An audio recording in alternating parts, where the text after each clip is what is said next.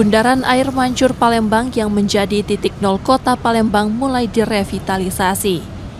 Desain barunya akan membawa sentuhan animasi dan ornamen bernuansa keislaman, serta budaya Palembang sekaligus mempertahankan aturan agar tinggi bangunan tidak melebihi Masjid Agung. Revitalisasi ini ditargetkan rampung pada akhir Desember 2025. Pemerintah Kota Palembang turut melibatkan budayawan dan seniman lokal dalam proses perancangan.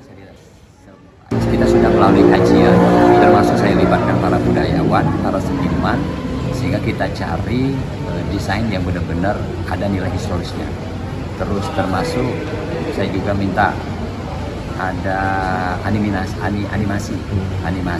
ciri khas keislaman, animasi warna-warninya jangan terlalu nyolok kemarin, dan insya Allah itu sudah semua kita setujui, sekarang lagi jalan, sehingga Kota Palembang benar-benar cantik, indah. Para wisatawan yang datang ke Palembang bisa ada tampilan-tampilan baru. Sementara pendanaannya berasal dari bantuan pemerintah Provinsi Sumatera Selatan. Nur Muhammad, Kompas TV, Palembang, Sumatera Selatan.